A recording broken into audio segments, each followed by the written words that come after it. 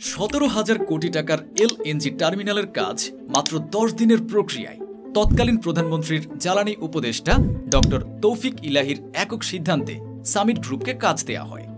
কাজে লাগানো হয় জ্বালানি ও বিদ্যুৎ খাতের বিশেষ আইন। বিদ্যুতের পাশাপাশি আমদানি করা গ্যাসের সরবরাহের জন্য একটি ভাসমান এলএনজি টার্মিনাল বা এফএক্সআরইউ এই কোম্পানির হাতে। এটি দেয়া হয়েছে বিশেষ আইনে। কক্সবাজারের মহেশখালীতে তৃতীয় এলএনজি টার্মিনাল তৈরিতে বেশ কিছু কোম্পানি আগ্রহ দেখালেও তৌফিক ইলাহির নির্দেশে কোনো রকম যাচাই বাছাই ছাড়াই কেবল সামিটকে কাজ দেয়া হয়। 15 বছর মেয়াদী চুক্তিতে চালু থাকবে অন্তত 5,235 দিন।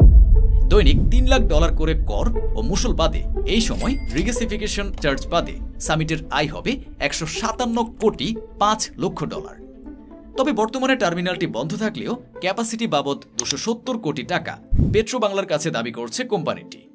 আলোচিত বা সমালোচিত যাই বলেন না কেন, বাংলাদেশের অন্যতম শীর্ষস্থানীয় শিল্পগোষ্ঠী সামিট গ্রুপের নানা অজানা কাহিনী নিয়ে বিজনেস ম্যানিয়ার আজকের ভিডিওটি। সামিট গ্রুপের প্রতিষ্ঠাতা ও চেয়ারম্যান আজিজ খান। আলোচিত এই ব্যক্তির দেশের সম্পদের পরিমাণের 41 গুণ বেশি সম্পদ রয়েছে সিঙ্গাপুরে। সিঙ্গাপুরের 41তম ধনী সামিট গ্রুপের আজিজ খান। সিঙ্গাপুরে 13,400 কোটি টাকার বিপরীতে দেশে মাত্র 330 কোটি টাকার সম্পদ রয়েছে। দেশে তার পরিবারের 7 সদস্যদের সম্পদের পরিমাণ প্রায় 1,200 কোটি টাকা। আজিজ পরিবারের সদস্যদের মালিকানাধীন 120টি কোম্পানির নথি সংগ্রহ করা হয়েছে। 1955 সালে ঢাকার এক সেনা অফিসারের ঘর আলো করে জন্ম হয় বর্তমান সামিট গ্রুপের চেয়ারম্যান আজিজ খানের। 7 ভাই বোনের মধ্যে তিনি তৃতীয়। লেফটেন্যান্ট কর্নেল অবসরপ্রাপ্ত ফারুক খান তার বড় ভাই, একজন প্রাক্তন মন্ত্রী এবং সংসদ সদস্য। সামিট গ্রুপ অব কোম্পানির সহসভাপতি হলেন জাফর উদ্দিন খান, লতিফ খান এবং ফরিদ খান। পিতৃহারা এক বন্ধুর সঙ্গে প্রথম ব্যবসায়িক উদ্যোগ নেন 1973 সালে মাত্র 18 বছর বয়সে। অংশীদার হওয়ার জন্য তার বাবার কাছে মাত্র 30,000 টাকা ধার নিয়ে ব্যবসা শুরু করেন। ঢাকা বিশ্ববিদ্যালয়ের ইনস্টিটিউট অফ বিজনেস অ্যাডমিনিস্ট্রেশন থেকে মাস্টার্স ডিগ্রি অর্জন করেন। তিনি পুরান ঢাকার চকবাজার ও উর্দু রোডে রাসায়নিক ব্যবসায়ী হিসাবে কর্মজীবন শুরু করেন। পরে তিনি আনোয়ার গ্রুপের আনোয়ার হোসেন এবং ফিনিক্স গ্রুপের দিন মোহাম্মদের মতো সুপরিচিত ব্যবসায়ীদের সহায়তায় তার কোম্পানি গড়ে তোলেন। সরকারের মালিকানাধীন পূবালী ব্যাংক এবং রূপালী ব্যাংক আজিজ খানকে প্রাথমিক ঋণ প্রদান করেছিল। এরপর তিনি প্লাস্টিকের ব্যবসা শুরু করেন এবং পরবর্তীতে 1988 সালে স্থায়ী নাগরিক হওয়ার পর সিঙ্গাপুরে তার প্রথম বাড়িটি ক্রয় করেন। মোহাম্মদ আজিজ খান সিঙ্গাপুরের একজন স্থায়ী নাগরিক। তার স্ত্রী আঞ্জুমান আজিজ খানও বাংলাদেশ ও সিঙ্গাপুরের দ্বৈত নাগরিক।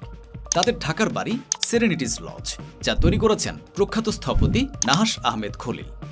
আয়েশা, আদিবা এবং আজিজা তাদের 3 কন্যা।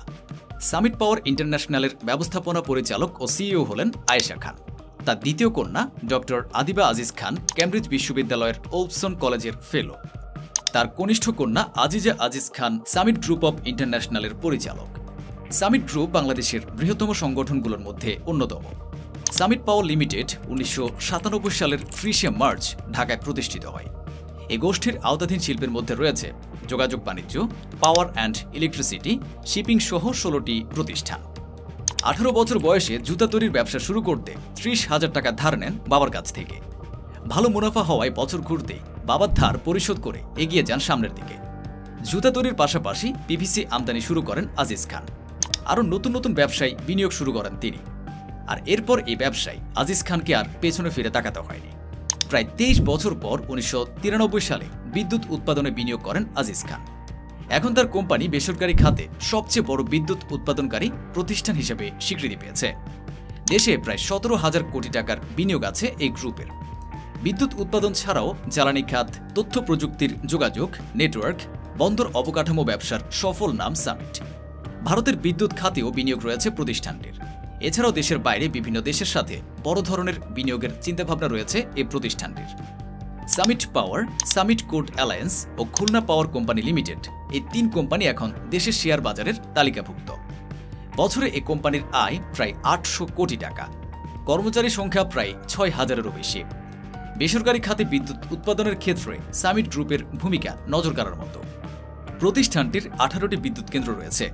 এর বিদ্যুৎ উৎপাদন ক্ষমতা 2015 মেগাওয়াট, যা দেশের মোট বিদ্যুৎ উৎপাদন সক্ষমতার প্রায় 8%। আর বেসরকারি খাতে প্রায় 19% সামিটের। দেশের প্রায় 1.5 কোটি মানুষকে বিদ্যুতের আলোয় আলোকিত করছে প্রতিষ্ঠানটি। গ্যাস সংকট মোকাবেলায় ভাসমান টার্মিনাল তৈরি করেছে প্রতিষ্ঠানটি। এছাড়া তথ্য প্রযুক্তি সেবা উন্নত করতে ইন্টারনেট খাতে বিনিয়োগ করেছে সামিট। তৈরি করেছে 47,000 kilometre fibre optic line. Summit communication বর্তমানে 1200 জিবিপিএস ইন্টারনেট সরবরাহ করছে। ঢাকার মুন্সিগঞ্জ, ভারতের কলকাতা ও পাটনাতে আছে সামিটের নৌবন্দর।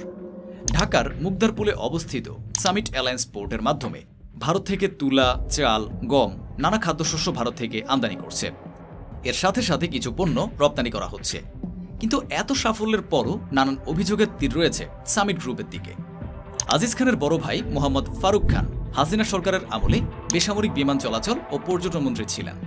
আর এরই সুবাদে গত 1 দশকে আজিজ খানের সামিট গ্রুপ লুট করেছে বিদ্যুৎ খাতের কোটি কোটি টাকা।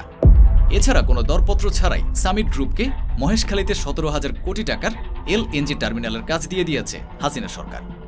এছাড়া ক্যাপাসিটি চার্জের নামে সামিট গ্রুপ লুট করেছে হাজার হাজার কোটি টাকা। সরকারের পৃষ্ঠপোষকতা থাকার কারণে কোনো রকমের প্রতিযোগিতা ছাড়াই রাষ্ট্রীয় পৃষ্ঠপোষকতায় একের পর এক বিদ্যুৎ কেন্দ্র নির্মাণ, বিশেষ আইনে বিদ্যুৎ ও জ্বালানি সরবরাহের নামে হাজার হাজার কোটি টাকা পাচার সহ টেন্ডার ছাড়া জ্বালানি অবকাঠামো, এছাড়া বড় বড় প্রকল্পের অনুমোদন নেয় সামিট। বাংলাদেশের বিদ্যুৎ খাতে প্রতিষ্ঠানটির বিনিয়োগ রয়েছে প্রায় $20 বিলিয়ন, যা বিদ্যুৎ খাতে সর্বোচ্চ বেসরকারি বিনিয়োগ। অন্যদিকে দেশের একমাত্র এলএনজি টার্মিনালের মালিক সামিট।